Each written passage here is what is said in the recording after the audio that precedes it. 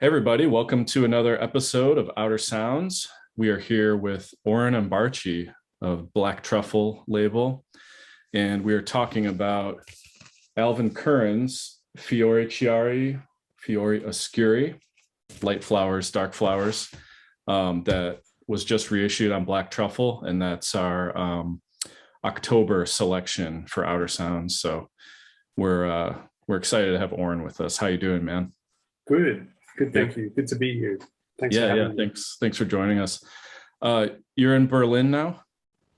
Yes, yeah. Kind of. I don't know. Ended up here just before the whole pandemic, and Okay. haven't really left since. Yeah, Where yeah. were you living before that? Kind of everywhere. Yeah. Yeah, like mostly sort of based around touring, Yeah. um, which was like a very strange lifestyle, which I was sort of doing for I don't know 10 years or so, with sort of a home in Australia, a home in Canada, and a temporary home in Milan as well for a while. Okay. And sort of bouncing between all of those Yeah. when we weren't touring. But it got a little exhausting, and yeah, we were in North America touring, and then kind of knew that we were coming back to Berlin, and the pandemic was sort of chasing us, and we got here the day before they shut Oh wow. the airport down and everything. So Yeah, yeah. here we are. Yeah, probably feels good to have a home base for a while, you know. Yeah, yeah, kind of, yeah. It's weird, yeah, because we're sort of all of our stuff's in. So a lot of it's in Australia. A lot of it's all my Yeah. records are in Australia, which Yeah, is that's very tough. heartbreaking. Yeah, Yeah. and a lot in Canada too. But we've already amassed like hundreds of records just from being here for 2 years. Yeah, So I bet. um, yeah, so I wanted to like maybe kind of get, a little bit of your like background history and just sort of like the two things I want just to hear you talk about is I know you're like a big record collector and kind of how you started that and then maybe also how you started why you started Black Truffle and how that kind of came to be. yeah, I mean, I've always been buying records. Apparently, my mother bought me 7 inches when I was before I could speak because she would hear me singing along to like Beatles records in supermarkets. Mhm. So I had all these Zeppelin, Hendrix, Who, Beatles 7 inches from a really really young age, and just became obsessed with records. Yeah. I wasn't interested in anything else as a child, and my grandfather had a store that sold a lot of kind of just used stuff like junk, including electronics as well and instruments. But he had a lot of records there as well. And I could just take stuff and borrow it, maybe not bring it back or bring it back and swap it out for something else. So, and as soon as I had, yeah, any kind of money, I would just spend it on records after Yeah, same school. here. Or I wouldn't eat my school lunch and I would Yeah. buy records after school, that kind of thing. So it was a very, yeah, intense, sort of addictive thing from the get go, Yeah. and it hasn't let up. It's probably even worse now. Yeah, I know, man. It's you get like a chill out for a little while, but it just keeps going. yeah, yeah. It's like, oh shit, I'm really into this genre now. God, like, just I know. it's kind of endless. Yeah.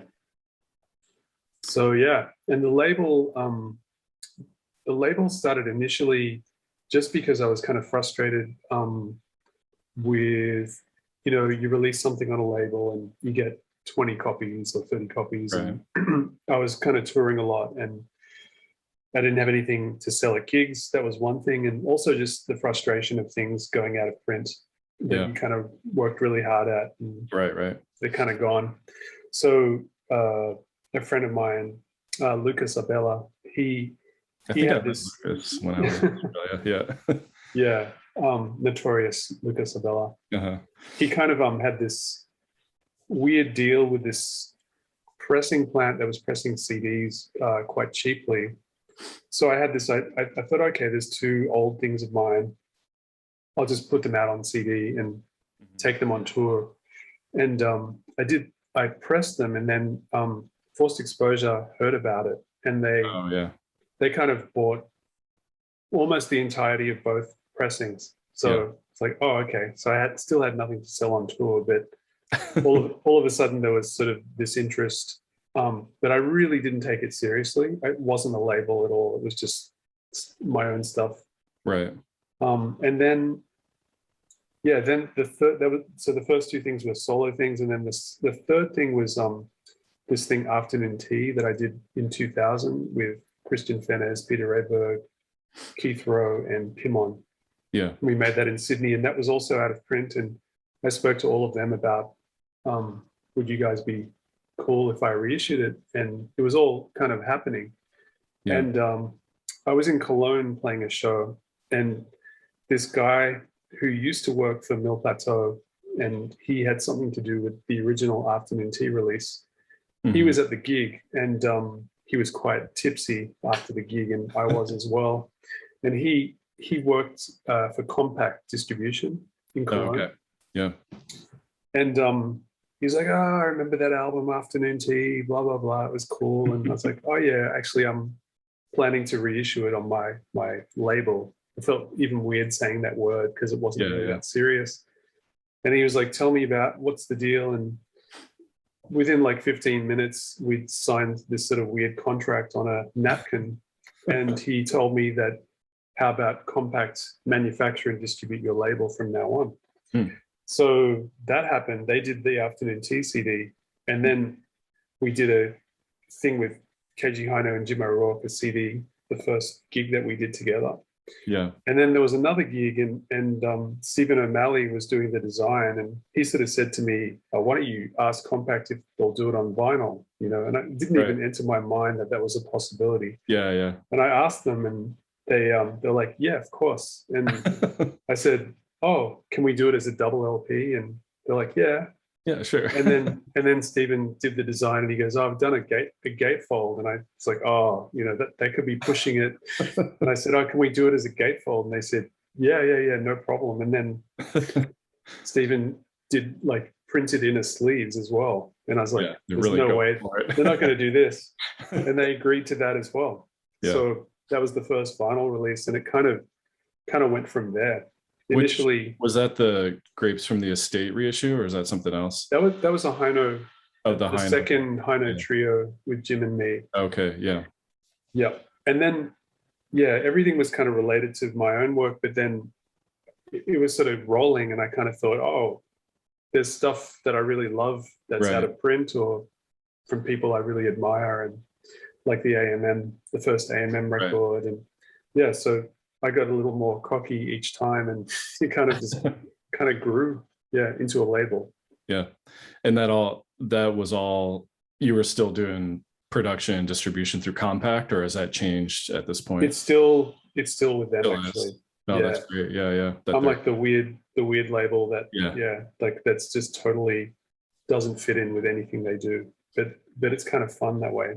Yeah, it's cool that they're willing to just to do that for you and keep it going. But I wouldn't be able to do it otherwise, and especially with touring and stuff. Everything sort of arrives there, and they kind of handle it. So yeah, that's the best situation, because then have like boxes of records at your house or whatever, and you don't have to deal with mailing them out, posting stuff out, and all that stuff.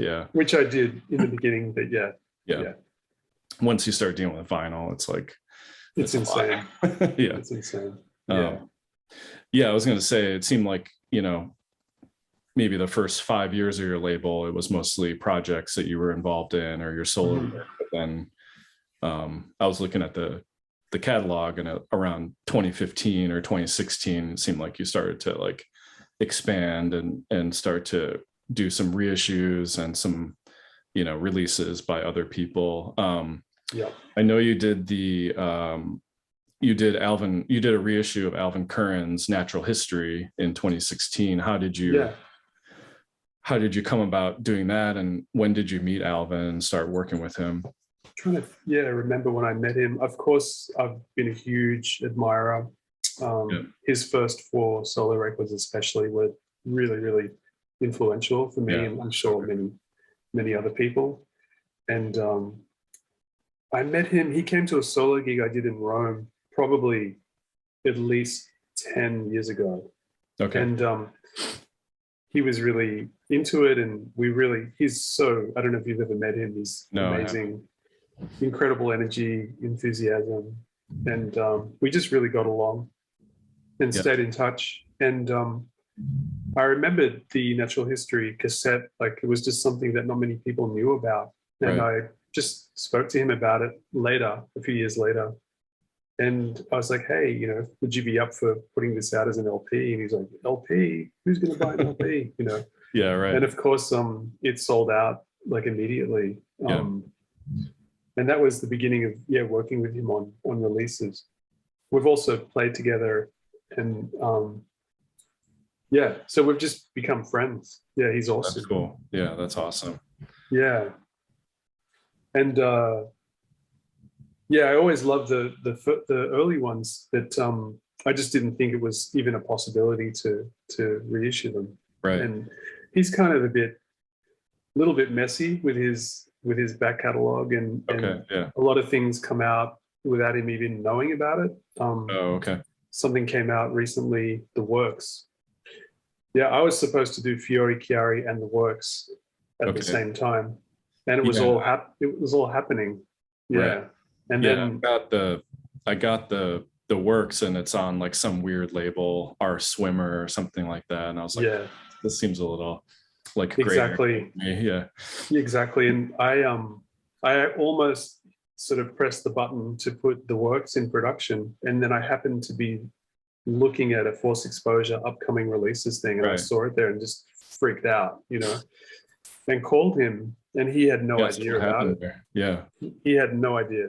Like, no one contacted him. Wow. So that was really weird. It's just like a straight bootleg, basically. It's actually not a bootleg. They licensed it from someone else who. Exactly. They licensed it without, but they didn't tell Alvin, which I find really, really weird. That when there's a composer that's alive and right. It's just work with him. Really shitty, actually. But anyway, it's not a bootleg, it turns out. Okay. Yeah, but they probably didn't go to the master tapes, and they probably just ripped it from the CD. Yeah. Because then I noticed that the Canti Illuminati came out on Bloom, which was cool, and then Songs from the Magnetic Garden was on Superior Viaduct. Exactly. Yeah. So it seems like his reissues have been all over the place. And then there was the thing that I was like really into was it was like the CD collection of those New World CD collection. Yeah, New World. That was like, when that came out, that was huge, because at that point I think maybe I had some like crappy MP3 rips or something. Okay. But getting that and like really like diving into all those records was like really big for me. Absolutely. Yeah, I was very lucky to find the originals, mostly in Italy during my travels. And I love that whole early 70s Italian thing. So I would do a gig, and just the whole fee would just go on, you know, 2 or 3 of those. Like, I was very lucky to find the original Luciano Ciulio record, which I can't believe I found that. That's great. And the Giusto Pio record as well. And a lot of the early albums, they're just so special.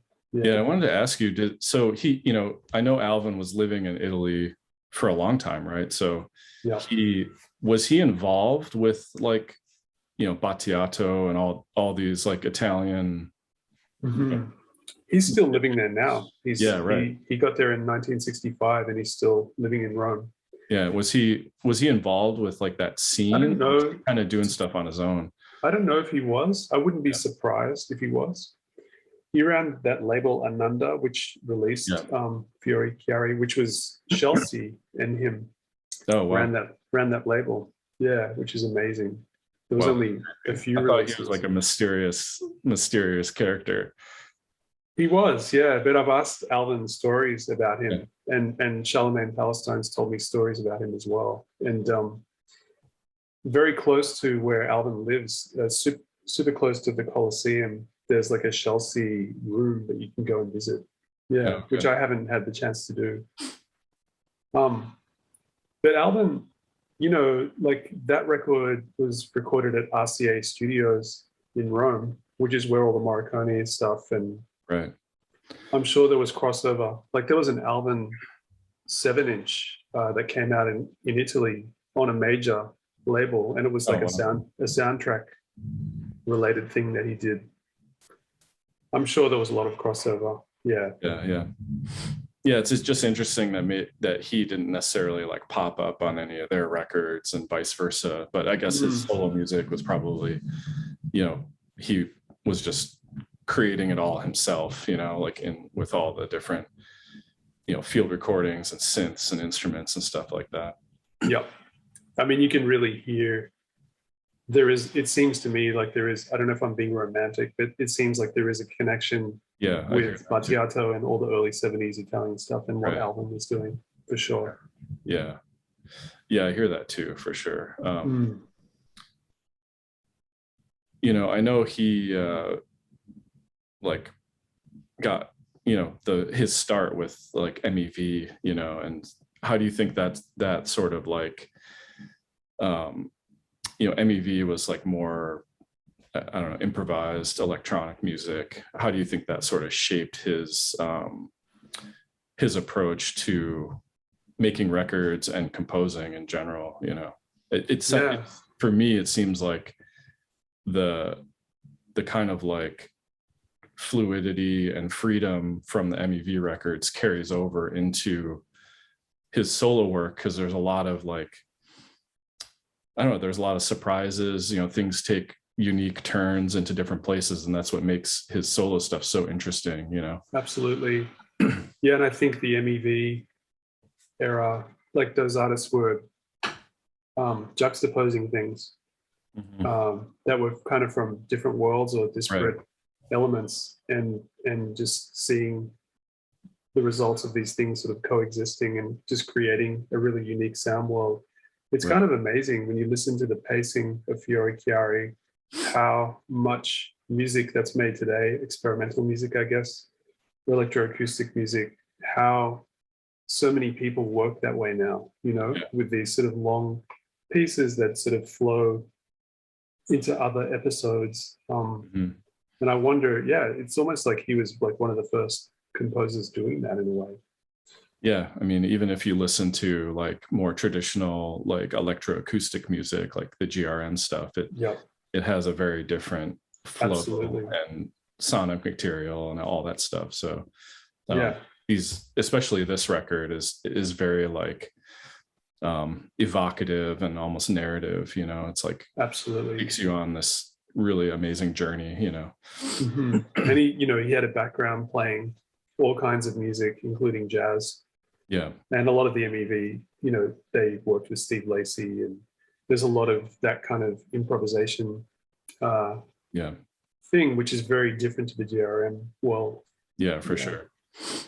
um so are there other, it seems like most of Alvin's like early solo music has been reissued in some form at this point. Is there, um I'm sure there's other stuff that you're that There you've is, heard or there that is. He you're sent me working on. something. Yeah, he sent me something insane a few years ago, and it's really bizarre. And Yeah. it's an unreleased thing he made in the early '80s, and he had an 808 drum machine, Oh and man. it's kind of like a really weird hip hop. I wouldn't use hip hop, but in Yeah. his eyes, it's like a hip hop record Wow. almost. And it's like this drum machine thing, really primitive, Hmm. with him kind of doing funky keyboard playing on top, but it's really kind of wacky and Wow. kind of wrong.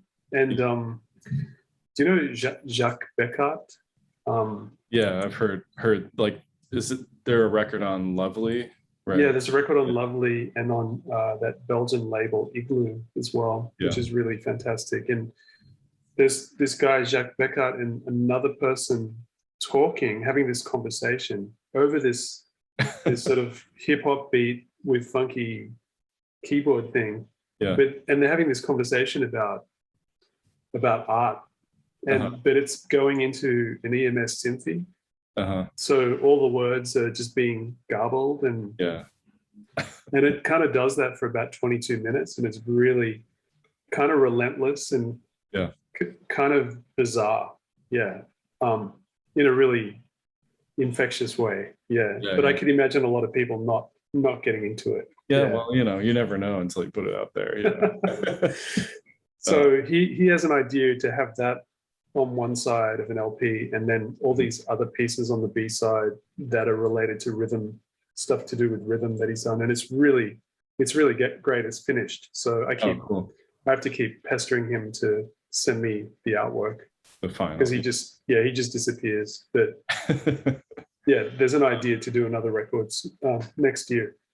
Yeah, that sounds cool. And like it seems like maybe that could be like an interesting like connective like a connective record to, because I know he has like a bunch of CDs that came out like in the 90s, different like improvising with different groups and whatnot. But that's cool that there's something that's like firmly in the 80s that would kind of connect the 70s work and his newer stuff.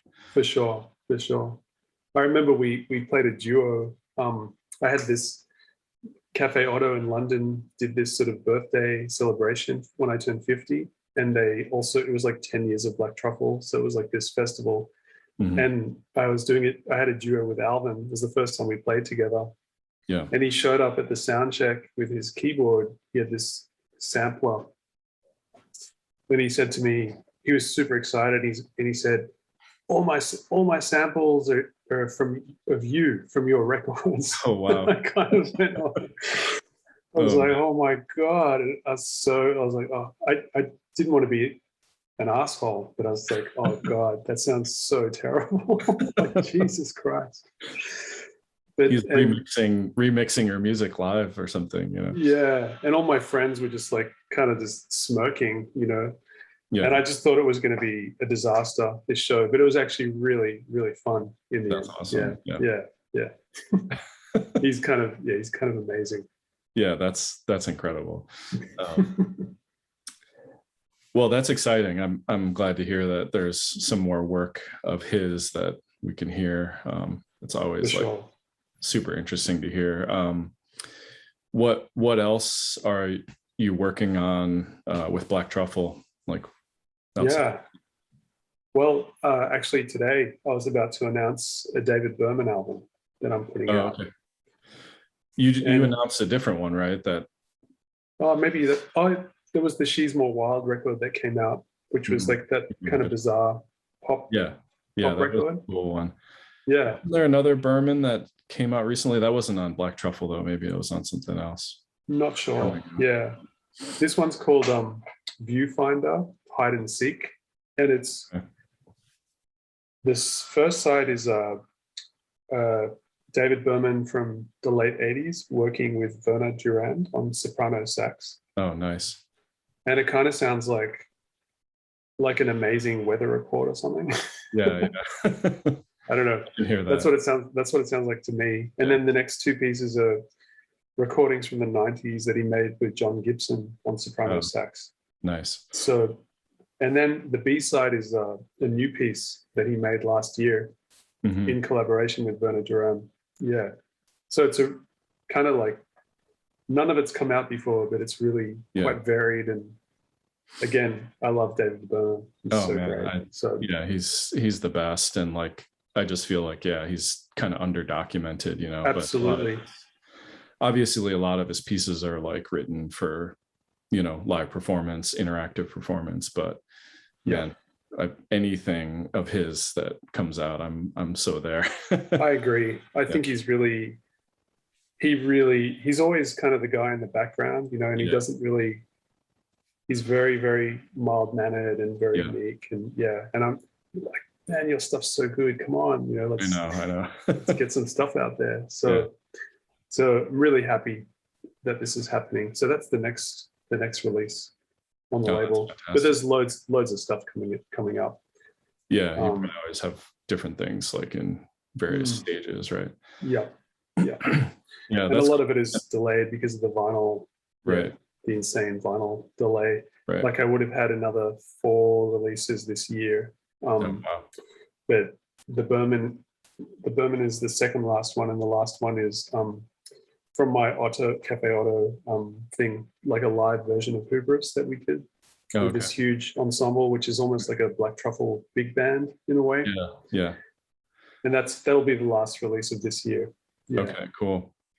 Yeah, that's nice. So yeah, the vinyl like backlogs hit Europe as well, I'm guessing. Big time. Yeah, it's kind of nuts. Yeah, as a record shop owner, it's like it's kind of crazy because it's like I'm hearing about it like constantly, you know, from like every level, like the small independent labels to like I can't like the I can't get copies of like OK Computer, you know, for my shop because they're like, yeah, we don't know when they'll be able to repress that, you know, stuff like that, like titles that reissues and stuff that sell really well. It's like, oh yeah, that's not available, or yeah, it's pretty crazy, but it is. Yeah. Yeah, and I don't know, who knows if when or if that's going to actually change or get any better. I wonder. Yeah, it's kind of frustrating and Yeah. Also, artists, you know, of course, want to get their thing out immediately, and it's just Right. This is not going to happen, unfortunately. You just sort of have to forget about it, and when it comes out, Yeah, you have to be patient, just willing to wait, you know, and just be like, that's just how long it takes, you know. And but it's good that you're still actually able to do it. And the other thing that I was having problems with for a while was a lot of the imported titles like Black Truffle, you know, since like the postage thing. Yeah, for example, like, you know, Force Exposure, if they're like the exclusive distributor, it'll be released in Europe like 2 months before it gets to the States, you know, and I'm like, okay, I want that record. Yeah, it's weird, all of that stuff. It seems to be getting a little bit better, but yeah. It's pretty frustrating. Yeah. What about your music? What kind of stuff are you working on? Sounds like you're touring and doing some recording, or yeah, I am. I finished a new solo record, and nice. it was going to be for Editions Mego. Okay. Yeah, and I actually completed it the week Peter passed away. Man, that was yeah, it's horrible. Shocking news. I know you're close with him, so. Yeah, and I saw him 2 days before he died. He's like, "Hey, when are you going to give me the record?" And I'm like, "Oh man." I was like, you know, I'm fussy. It takes me a long time. He's like, "Just bloody record yourself playing guitar." You know, like he was just so just get on with it kind of guy. Yeah. That was super shocking, and so I was really kind of unsure about what to do with it, and I loved working with him because it was kind of like, it just felt like a family vibe, and I didn't want to do it myself. So it's going to come out on Drag City, actually. Oh wow. But that's awesome. Who knows when, because they're doing another thing of mine, like a trio thing, which was supposed to come out early this year and still hasn't. So the solo record might not come out for 2 years. Yeah. But I'm really excited about it. It has a lot of different people on it, and that'll be cool. That'll be like Drag City will maybe be like a little different kind of like universe or exposure for your music, which I think could be cool, you know. They're really lovely people. The vibe's really good, so I'm excited to work with them. Yeah, that's great. I was going to ask, you know, about do you see Black Truffle and like some other labels as like carrying on the legacy that Peter kind of developed, or his thing was just so I mean, that's kind of so singular and his thing, you know. I think it's very different what Black Truffle is doing to what Mego was doing, but I don't know, like I like, it's not going to be anywhere near as insane. Like he was a workaholic and did it for so long and really knew what he was doing, and I'm kind of flying by the seat of my pants a lot and learning as I go, and I kind of don't want it to take over my life completely. Totally. I've got to find a balance with that stuff, but I do like the idea of I don't know, like nurturing like a lot of people that I really love, like younger collaborators and friends that I like to work with, just supporting them. Yeah. And also supporting older artists who are still making work now, like Anea Lockwood, Yeah. and just championing what they do. Right. Yeah, I don't know. Yeah. I just want it to be unpredictable and a little different from everything else that's going on.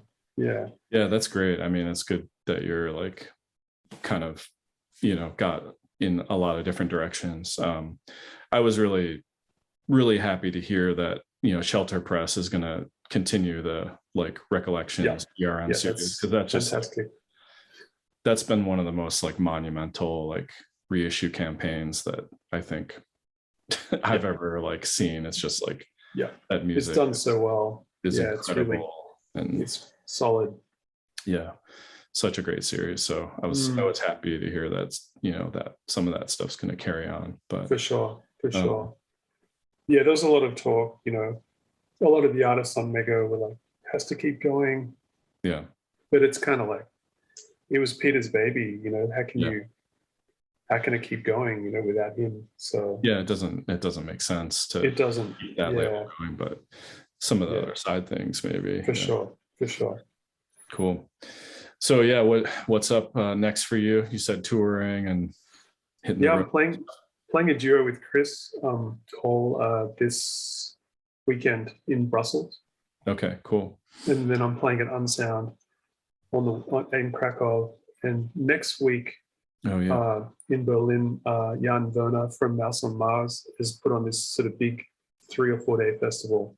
Oh, nice. And I was asked to put on 4 nights of Alvin Lucier works. That's great.